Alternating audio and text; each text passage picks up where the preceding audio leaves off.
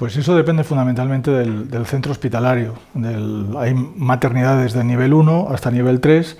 Las maternidades de mayor complejidad, lógicamente, la tasa de embarazos de alto riesgo es mucho mayor. En el área donde yo trabajo, aproximadamente el alto riesgo supone casi un 30% de los embarazos que atendemos, pero esa cifra está sesgada por lo que le he dicho, porque en otras maternidades de nivel de complejidad inferior, pues también disminuye el número de embarazos de alto riesgo.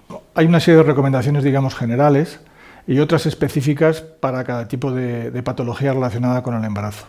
Hombre, la recomendación general más importante sería que en el momento en que la persona, la mujer en este caso, se quede embarazada, debe de hacer una primera consulta lo más precoz posible, sobre la semana 8, para poderla clasificar en población de bajo, medio o alto riesgo.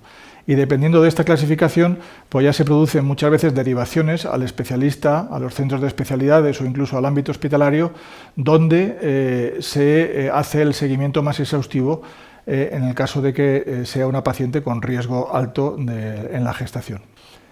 No podemos hablar de un factor de riesgo únicamente. Sociológicamente, la atención obstétrica ha cambiado en los últimos 30 años. Fundamentalmente, yo diría que el primer factor que es importante es que la maternidad ahora está derivada porque la mujer se plantea tener el primer embarazo mucho más tarde que hace 30 años. Ya solamente la edad en la que se produce la primera concepción es un factor de riesgo, y después también hay hábitos de vida, el estrés, el trabajo, a veces también el tabaquismo, etcétera, que provocan también incidencia en el alto riesgo a la hora del seguimiento de la gestación. El seguimiento es un seguimiento específico, de tal manera que, como ya les he dicho anteriormente, cuando nosotros catalogamos en el principio del embarazo a la paciente de bajo o de alto riesgo, la paciente de alto riesgo lleva un seguimiento distinto a la de bajo riesgo. Generalmente se hace en medio hospitalario, sobre todo cuando se asocia a problemas de hipertensión, diabetes, enfermedades crónicas o a veces también embarazos que resultan de técnicas de fecundación asistida. La norma general es que las visitas son más frecuentes. El diagnóstico ecográfico también se hace de una manera más intensa y generalmente se oferta una atención multidisciplinar, es decir, a las embarazadas con problemas del metabolismo de los azúcares el seguimiento se hace asociado con el endocrino. Cuando hay problemas de hipertensión o problemas nefrológicos, el seguimiento también es mixto con el nefrólogo, de tal manera que es una concepción multidisciplinar del seguimiento del embarazo. Probablemente sí, porque inciden en el término del embarazo pues, factores que pueden hacer que el hecho del parto pueda complicarse.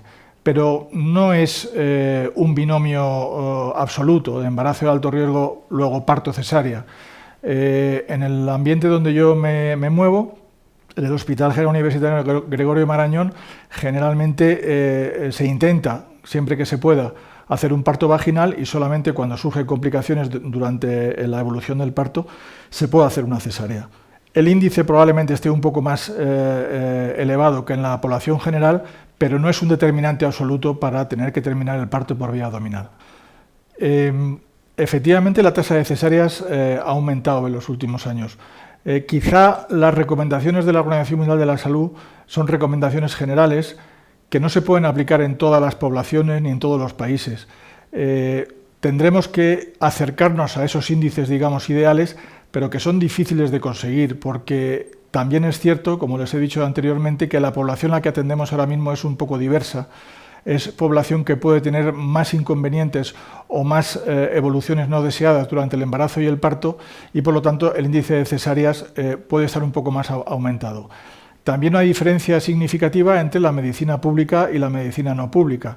En los hospitales públicos normalmente el índice de cesáreas es menor que la medicina privada, y ahí sería muy largo evaluar cuáles son los factores que inciden en una y otra población.